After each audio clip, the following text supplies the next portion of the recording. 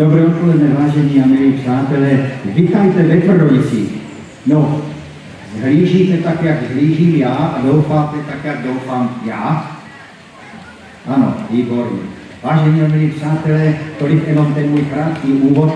Já vám povím, že jsem asi tak před měsícem uváděl dětskou soutěžní přehlídku zpěváčku s příznačným názvem Zpěváček Slovácka.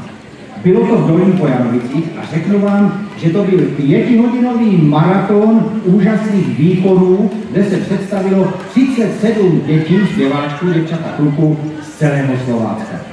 Výborná práce organizátorů, vynikající hudební doprovody, obdivoval jsem trpělivost, pečlivost, s jakou ty staří muzikanti tady tyto malé zpěváčky doprováděli. Obdivoval jsem samozřejmě jejich výkony, obdivoval jsem čistotu krojů. Těšil jsem se, jak byli nervózní rodiče a také, jak byla soustředěná porota. Ale musím vás trošku přeci jenom zahnutit, už se tolik nespívá. Nespíváme ani doma a už vůbec lidové písni nepřejí ani osnovy našeho českého školního řádu.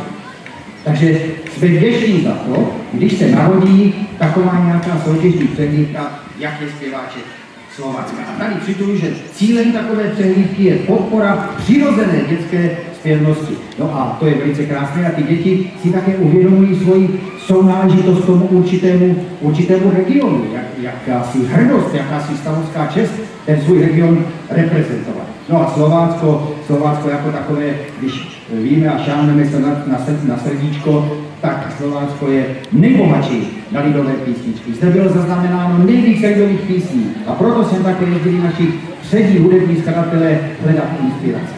Tady je také zaznamenáno z první zvukové nosiče. No a ze Slovácka zešel nejeden známý a výtečný lidový zpěvák. Vážení a milí přátelé, tento blok začala cíbalová muzika Matěje Kůličky. Matěj si také sám primuje.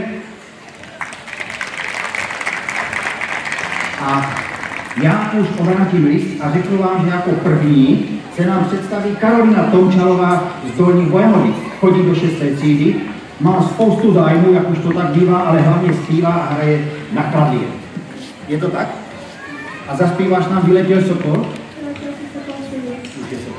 Karolina Tomčalová.